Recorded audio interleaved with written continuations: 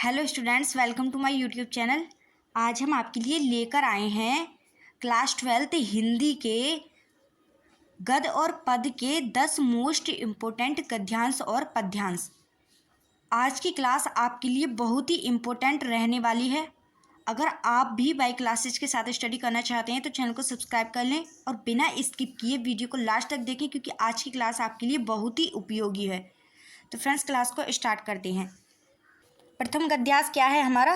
राष्ट्र का स्वरूप पाठ से लिया गया है। लेखक कौन है? वासुदेव शरण अग्रवाल। कौन है लेखक? वासुदेव शरण अग्रवाल। गद्यांश क्या है? भूमि का निर्माण देवताओं ने किया है, वह अनंत काल से है। उसके भौतिक रूप, सौंदर्य और समृद्धि के प्रति सचेत होना हमारा आवश्यक धर्म है। राष्ट्र के नवयुगों के हृदय में इस राष्ट्र के प्रति मातृभूमि की भावना जगाना प्रत्येक नागरिक का मुख्य कर्तव्य है। ठीक है, अब देखो इसके प्रश्न देख लेते हैं। ठीक है, सबसे पहले इसका संदर्भ क्या होगा? देखो, प्रस्तुत गद्यांश हमारी पाठ्य पुस्तक हिंदी के गद्य भाग में संकलित एवं डॉक्टर वासुदेव शरण अग्रवाल द्वारा लिखित राष्ट्र का स्वरूप निबंध से अवतरित है। ठीक है, ये हो गया इसका संदर्भ। अब देखो रेखांकित अंश की व्याख्या क्या होगी? लेखक का कहना है कि पृथ्वी और उसका भौतिक सौंदर्य अनादिकाल से है। ठीक है, राष्ट्र के प्रति जागरूक रहना और उसकी भौतिक तथा सांस्कृतिक समृद्धि उसके बाद आ जाएगा के लिए कार्य करना प्रत्येक नागरिक का पवित्र कर्तव्य है। ठीक है, ये हो गई इसकी रेखांकित अंश की व्याख्या या फिर इस पैराग्राफ की व्याख्या। ठीक है, अब देखो इससे पहला प्रश्न क्या बनता है? उपर्युक्त गद्यांश के पाठ और लेखक का नाम लिखिए। ठीक है, तो ये पाठ का नाम है राष्ट्र का स्वरूप और लेखक कौन है? लेखक है डॉक्टर वासुदेव शरण अग्रवाल। ठीक है, उपर्युक्त गद्यांश के पाठ और लेखक का नाम हो गया। अब देखो अगला प्रश्न संख्या 2, तो वो थी पूरे पैराग्राफ की व्याख्या और ये है सिर्फ इसमें रेखांकित अंश की व्याख्या। एक अंश होगा, कुछ लाइनें होंगी रेखांकित हुई, उनकी व्याख्या करनी है। तो देखो रेखांकित अंश की व्याख्या कीजिए। क्या होगी व्याख्या? राष्ट्र की भौतिक समृद्धि के प्रति सचेत रहना हमारा नैतिक और राष्ट्रीय कर्तव्य है। ठीक है, क्या है? नैतिक और राष्ट्रीय कर्तव्य है। अब देखो प्रश्न संख्या 3 है, भूमि का निर्माण किसने किया है? तो हमें इस पैराग्राफ से ही उत्तर देने हैं।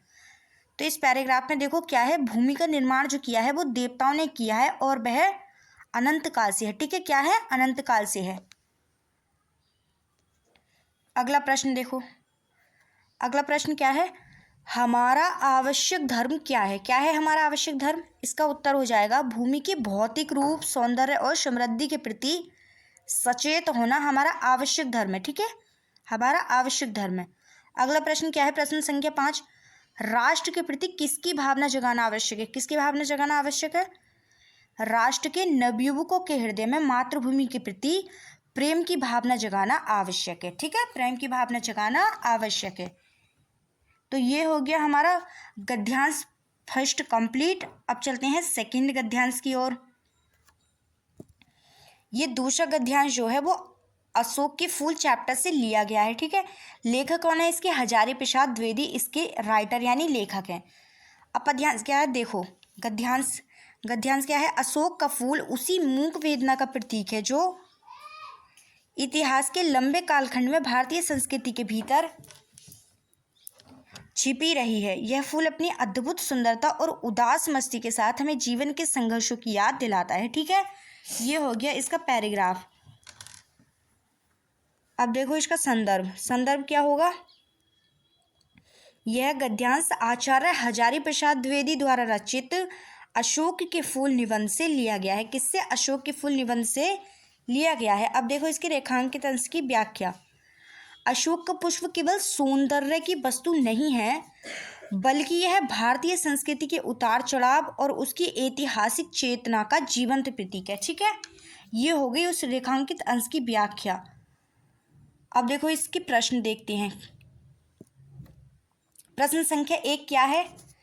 पाठ और लेखक का नाम लिखिए। ठीक है, पाठ का नाम क्या है? पाठ का नाम है अशोक के फूल और लेखक कौन है इसके? लेखक है आचार्य हजारी प्रसाद द्विवेदी। ठीक है, आचार्य हजारी प्रसाद द्विवेदी।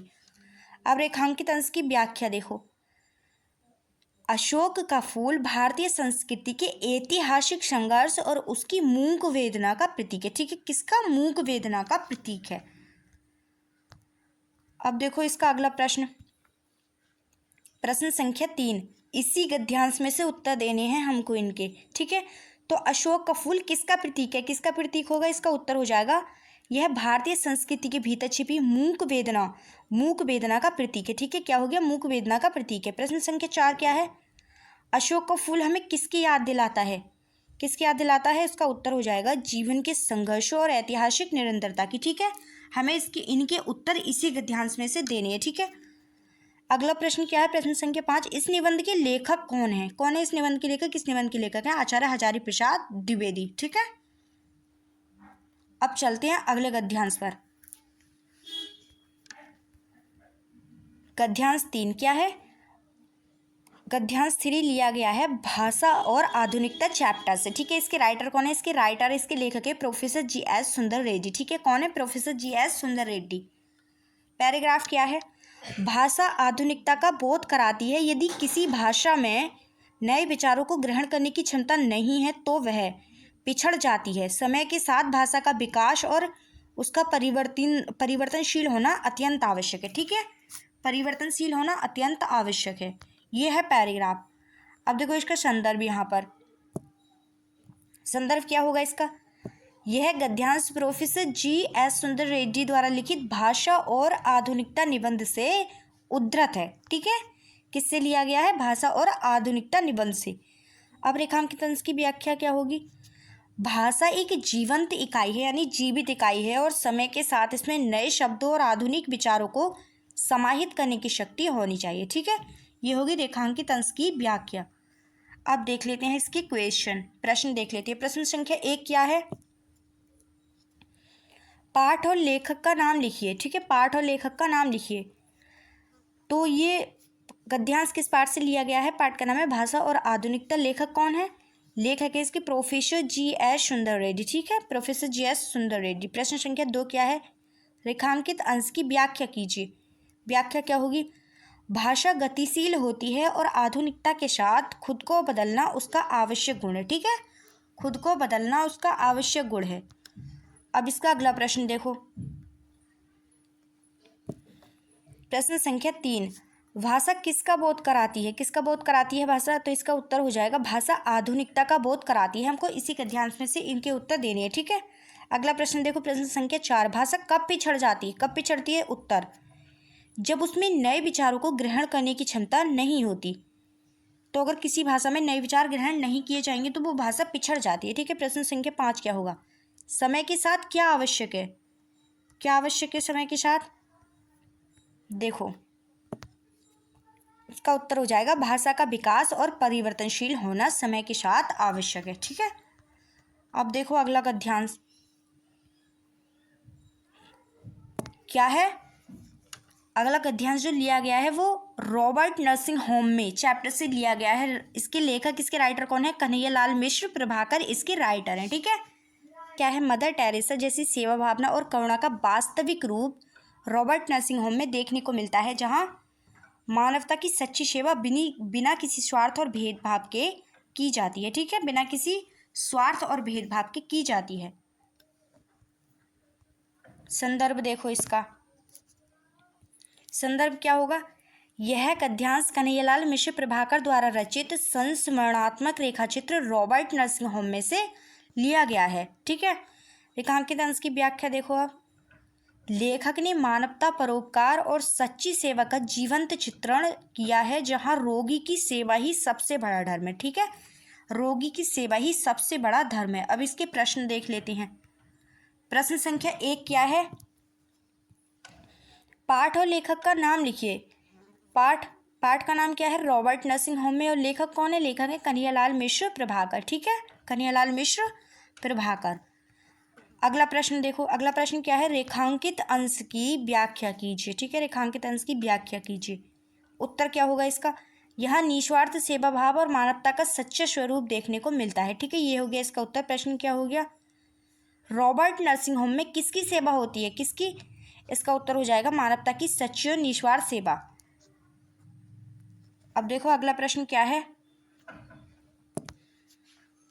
प्रश्न संख्या 4, किसकी सेवा भावना का उल्लेख है? किसकी सेवा भावना का? इसका उत्तर हो जाएगा मदर टेरेसा जैसी करुणा और सेवा भावना का। ठीक है। अगला प्रश्न क्या है, इस पाठ की विधा क्या है? इस पाठ की विधा होगी संस्मरणात्मक रेखा चित्र। संस्मरणात्मक रेखा चित्र। अब देखो अगला गद्यांश,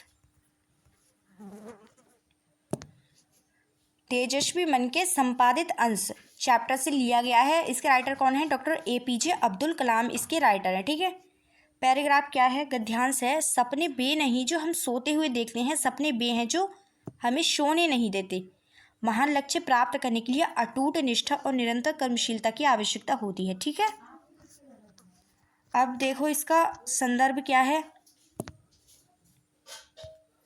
इसका संदर्भ क्या होगा? यह प्रेरक अंश भारत के पूर्व राष्ट्रपति डॉक्टर APJ अब्दुल कलाम के विचारों पर आधारित है।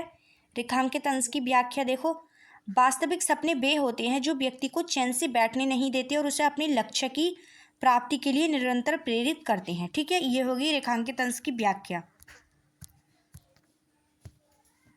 अब देखो प्रश्न 1 क्या है इसी गद्यांश से, पाठ और लेखक का नाम लिखिए। तो ये किससे लिया गया है? पाठ का नाम होगा तेजस्वी मन के संपादित अंश से लिया गया है। ये वक्ता प्रेरणा कौन है? इसके राइटर कौन है? लेखक डॉक्टर APJ अब्दुल कलाम। अब प्रश्न संख्या 2 क्या है? रेखांकित अंश की व्याख्या कीजिए।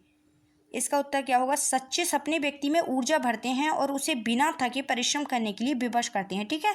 ये हो गया इसका उत्तर। अगला प्रश्न देखो अब इसी का ध्यान से, प्रश्न संख्या 3 क्या है? सच्चे सपने किसे कहा गया है? सच्चे सपने वे हैं जो हमें सोने नहीं देते, अर्थात हमारे बड़े लक्ष्यों को। ठीक है, सच्चे सपने कहा गया है। प्रश्न संख्या 4 क्या है? महान लक्ष्य प्राप्ति के लिए क्या आवश्यक है? क्या आवश्यक है? उत्तर है इसका अटूट निष्ठा और निरंतर कर्मशीलता महान लक्ष्य के लिए आवश्यक है। प्रश्न संख्या 5 क्या है? ये विचार किसके हैं? इसका उत्तर क्या आएगा? डॉक्टर APJ अब्दुल कलाम के। ये सभी इसी गद्यांश के प्रश्न हैं। ठीक है। अब ये 5 इम्पोर्टेंट गद्यांश तो हो गए कंप्लीट। अब आते हैं 5 इम्पोर्टेंट पद्यांश पर। ठीक है। पहला पद्यांश क्या है?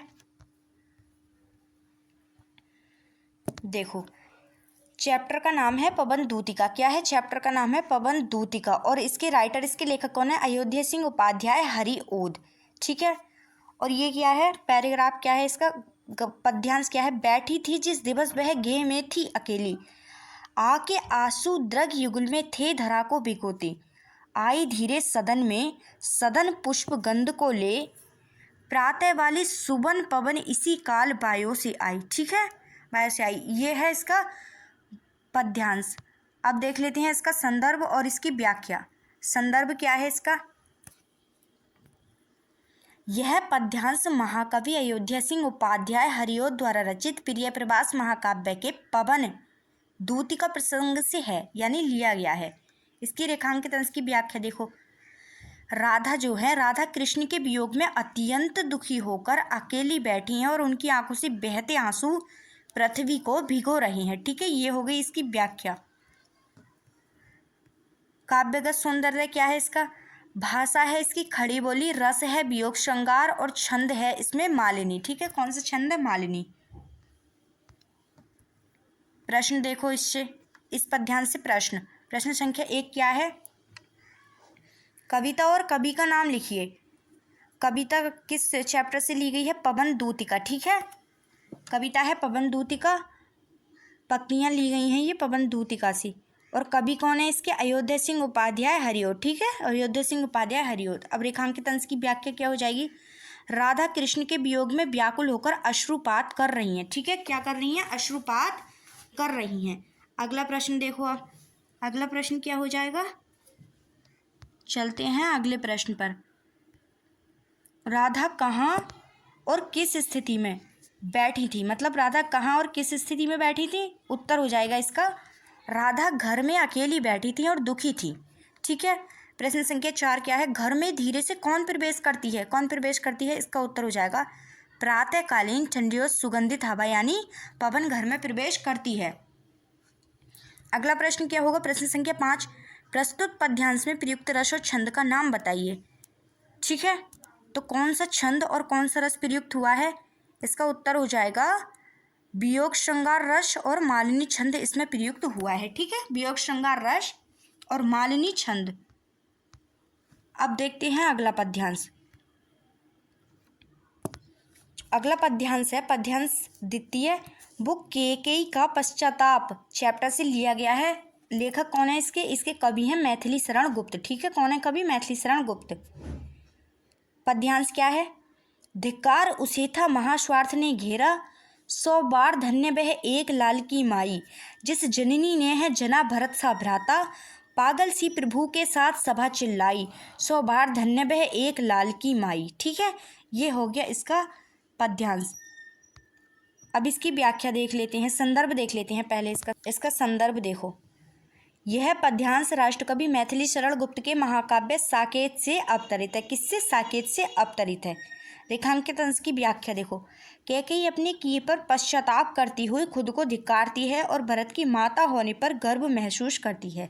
ठीक है, ये हो गई इसकी रेखांकित अंश की व्याख्या। अगला प्रश्न, पहले देखो इसका काव्यगत सौंदर्य क्या है? काव्यगत सौंदर्य, भाषा है साहित्यिक खड़ी बोली, रस है शांत और छंद कौन सा है इसमें? रोला छंद है। ठीक है, प्रश्न क्या है देखो, पहला प्रश्न इससे पूछा गया है कविता और कवि का नाम लिखिए। उत्तर, कविता किससे है? ये केकई का पश्चाताप कविता है और कवि कौन है? मैथिली शरण गुप्त। ठीक है, कवि है मैथिली शरण गुप्त।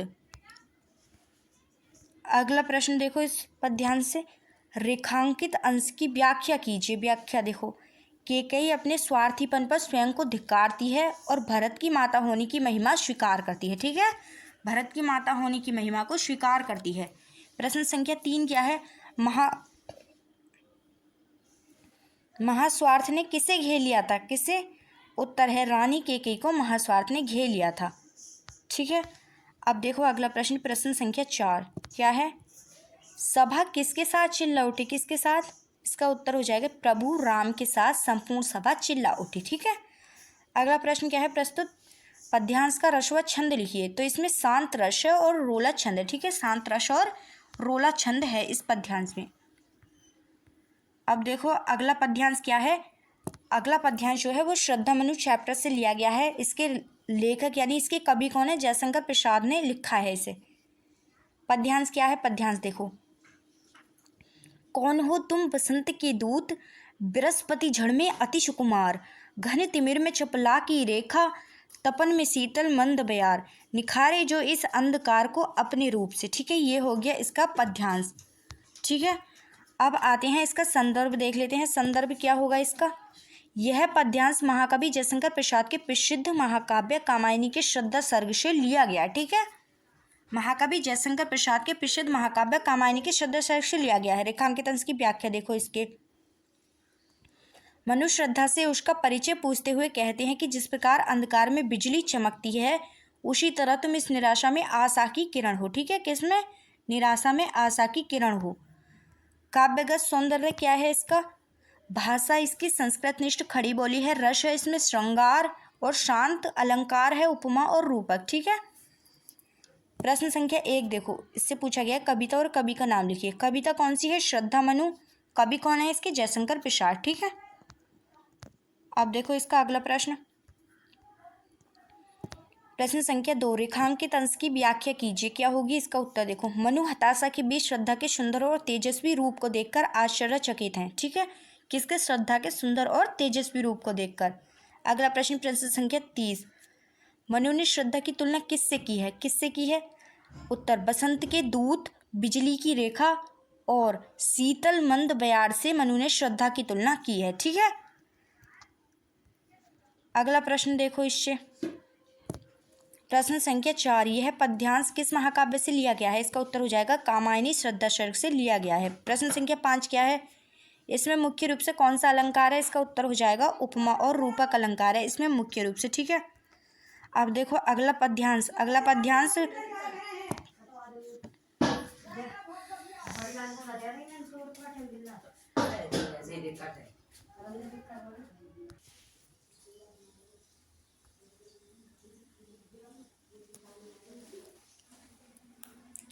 अगला पैराग्राफ है, पैराग्राफ संख्या 4। पद्यांश क्या है? नौका विहार चैप्टर से लिया गया है। इसके कवि कौन है? सुमित्रानंदन पंत द्वारा। ध्यान संख्या 4 है नौका विहार और ये सुमित्रानंदन पंत द्वारा लिखा गया है। पद्यांश क्या है? शांत स्निग्ध चंद्रमा उज्ज्वल अपार जल्दी का बहतल पुलक प्रकट करती धरती आत्मकथा सी नीरवता में। गंगा का वह शांत रूप और नौका विहार का आनंद अद्भुत है। ठीक है, ये है पद्यांश। अब इसका संदर्भ देखो, संदर्भ क्या है इसका?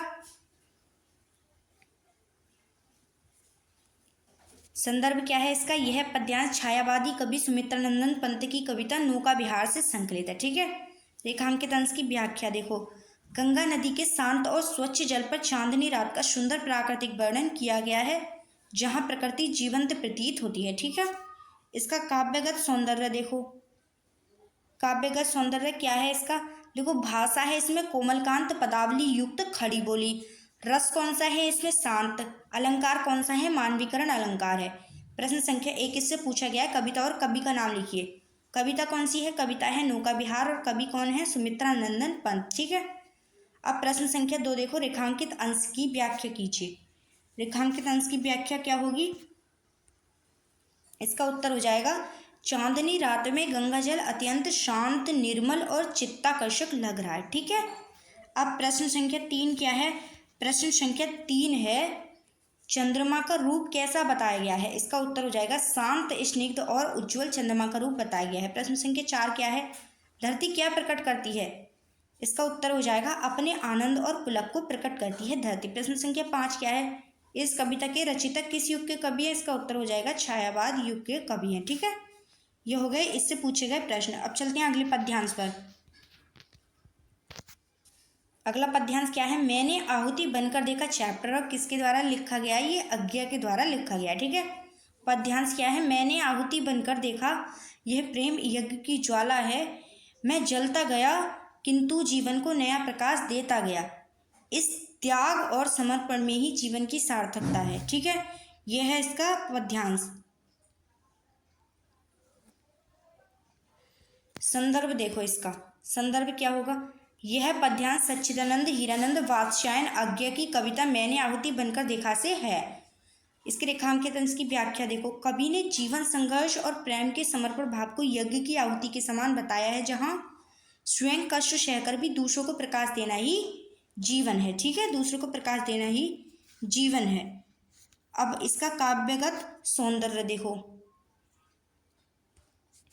इसका काव्यगत सौंदर्य क्या होगा? भाषा है इसकी प्रतीकात्मक खड़ी बोली, रस है इसमें वीर और शांत, शैली है गवेषणात्मक। ठीक है, प्रश्न संख्या 1 क्या है? कविता और कवि का नाम लिखो। उत्तर, ये लाइनें मैंने आहुति बनकर देखा कविता से ली गई हैं। कवि कौन है? अज्ञा। ठीक है, प्रश्न संख्या 2 रेखांकित अंश की व्याख्या कीजिए।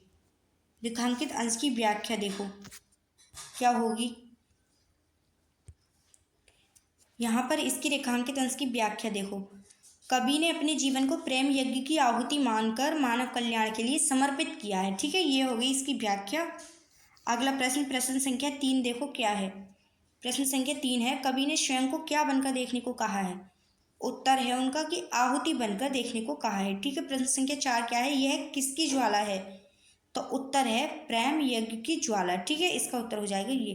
प्रश्न संख्या 5 क्या है? कवि का पूरा नाम क्या है? क्या है कवि का पूरा नाम?